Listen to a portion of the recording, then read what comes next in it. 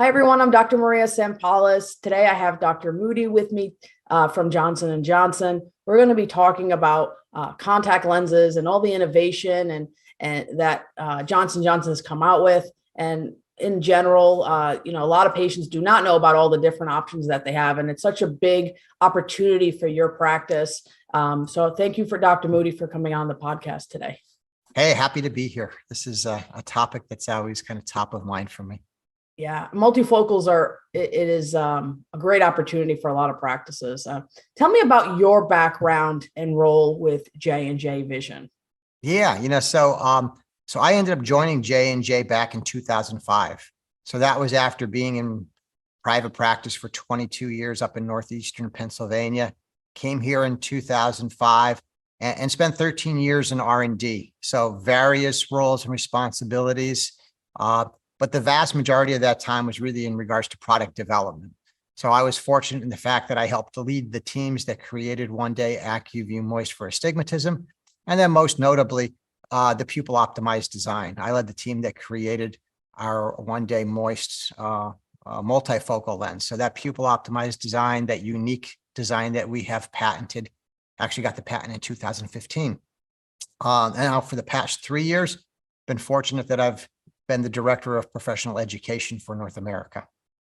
Oh, can you tell us why presbyopic patients drop out of contacts? Like, what's the biggest barriers to presbyopic patients trying multifocal contacts? Like, is it lack of awareness, or ODs or ECPs not presenting the different options? Because I've had patients in my office say, hey, I tried contact multifocals 10 years ago. It didn't work out for me.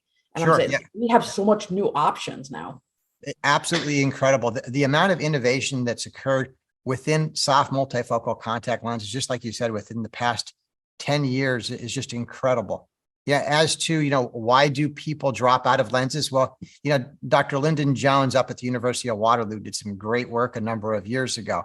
And what he ended up telling us was that the leading causes of dropout, especially amongst presbyopic patients, is dryness, discomfort, and vision. If you're not presbyopic, it's actually dryness and discomfort. You brought up a great point of, why aren't people aware? I think a number of reasons, like you said, just the fact that a lot of docs just aren't offering this up to patients. And it's unfortunate because when we think about the number of vision corrected people after the age of 40, it's incredible, right? All of us become presbyopic. So it's a great opportunity. So it is just the fact that we do have to get docs aware of the opportunities, aware of the best ways to fit these products, and just let their patients know. Yeah. A lot of the new products that I've found have been much easier to fit and get patients, less chair time. And this product has been great for the practice too, because it is less chair time. Patients can see up close, far away. It's been a great practice builder. What tips would you give ECPs when talking to presbyopic patients about multifocal contacts? Really a few. First of all, just letting them know it's an option. We've actually done some survey work, and we found out there's so many patients out there that their eye doctor never even let them know it was an option. So giving them that awareness, letting them know that it's something that they could try. And it's like we do with so many other contact lenses, just do a trial fit. So many times, if you get the lenses on the patient and they see the benefits, they're going to jump right in and end up wearing the lenses. But, you brought up a really good point in regard to, some of the barriers that are there. So, we did something called our Presbyopia Protocol Initiative a number of years, about a year ago.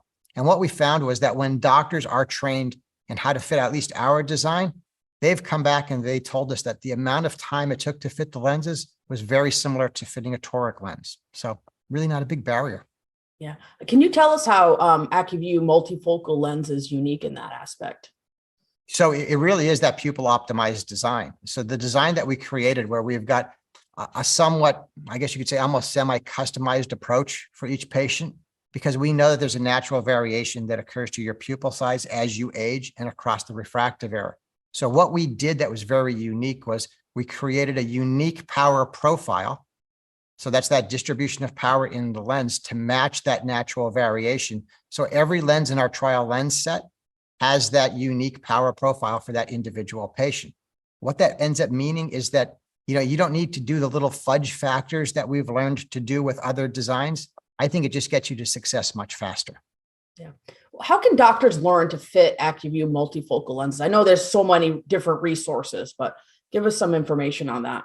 Yeah. So first of all, I would say, just have a conversation with your sales rep. We do some really interesting approaches. We've got these new hybrid virtuals where we could do a virtual education really in your office, just over the computer, just very similar to what we're doing right now.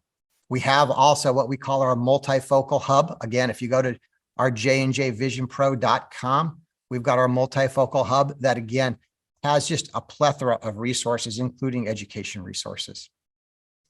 Thank you so much, Dr. Moody, for coming on the podcast and talking about multifocal contact lenses. It's been a pleasure. I hope we provide a great value to the ECPs out there and get more comfortable on fitting multifocal contacts, because it is a practice builder. Well, thank you. Thank you for the opportunity, the platform, and sharing the information. Thank you.